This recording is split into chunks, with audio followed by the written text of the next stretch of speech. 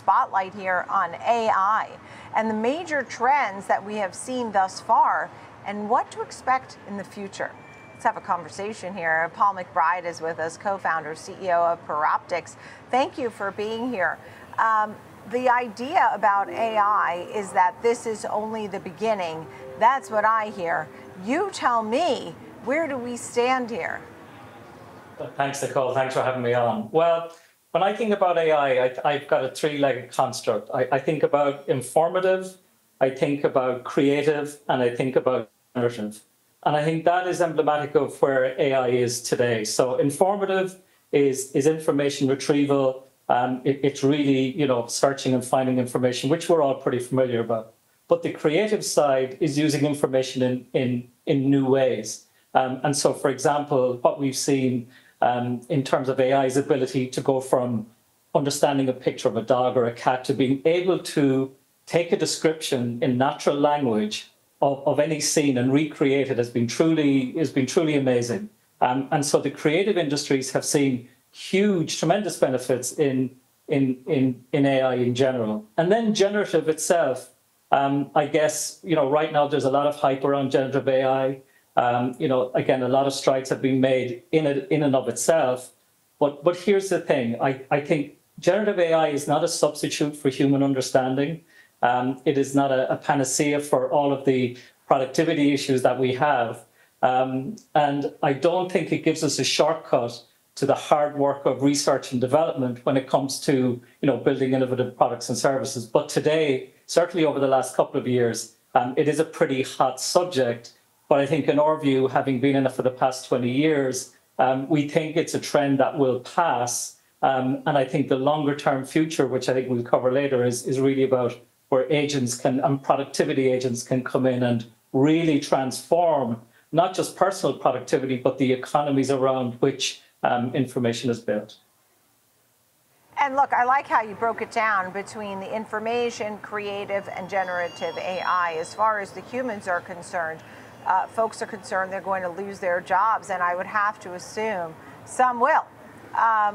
Just like when they invented the tractor, and that was exciting, but for the farmers and such, but some people in the field lost their jobs. Maybe new jobs were created as a result, I would hope. That being said, it's not a substitute for humans, but would you say, how would you quantify how many jobs may be lost or changed based on this? I think in terms of a percentage, it's very difficult to pinpoint and quantify just how many, but I'm old enough to have been a developer at Microsoft before the emergence of the internet. Our chairman, in fact, is one of 43 internet pioneers who helped create what the internet became, laid the foundations for it back in 1990. And back then, there was a lot of doom and gloom talk about the numbers of people who were going to lose their jobs, particularly on the accounting side with the advent of Excel, for example. Well, guess what? People did lose their jobs, but they retrained and relearned new skills, particularly around personal productivity software, that absolutely drove the transformation, not just of the US economy in the 90s, but of the global economy. And so I firmly believe that you're right. People will lose their jobs as they have to reskill.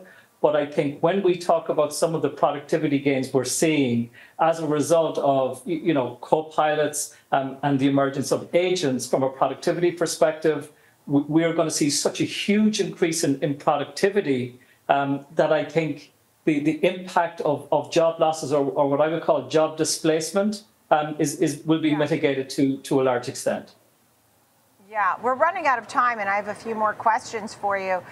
The first is the power that's needed. I know that NVIDIA, Anthropic, and many of the AI leaders were meeting in Washington trying to say how they need more power to do this. At the same time, the Biden administration saying this power that they're requesting is like a whole city's worth of power. They want to do this responsibly. Will we have the power to support the growth that we're projecting? Is it going to be the power that's the problem? What's going to slow the growth? Is it going to be regulation because they're worried about safety of AI? Personally, I think today it's all about brute force, which is why we need so much compute. At Peroptyx, it's all about the quality or the fidelity of the training data. the higher the fidelity of the data used to train these systems, the less compute will be required. And this is pretty well established. And so today, what's driving the increase in compute requirements is probably the quality of data used to train these models and systems. The second point I'd like to make is that over the next 5 to 7 years, we are going to go from data center type, cloud type infrastructure requirements to on-device requirements. And that's going to be a significant transition from your cloud-based provider to your mobile device, which will effectively give you the same levels of productivity that you need, a substantial amount of infrastructure today. Now, I am oversimplifying clearly. There's a huge compute requirement here, but I don't believe it's going to be in a linear fashion. I do think it will peak, and I do think as models migrate to the mobile device and with higher fidelity, higher quality data, it's going to mitigate and offset the degree of requirement. But it is clear. It is a huge challenge, but one I do not think will continue throughout the rest of the decade. Yeah. While we're simplifying, I mean, would it be safe to say everything will be AI in 5 to 10 years? Whether it's me trying to come up with a response to something or something I'm doing on my computer, or if I'm in the store, is everything going to be AI? Here's the thing, Nicole. Look, we believe the future of data is human, and the ability to represent the human intuition, the human understanding. I think what we're going to get to is co-intelligence, a co-production with AI.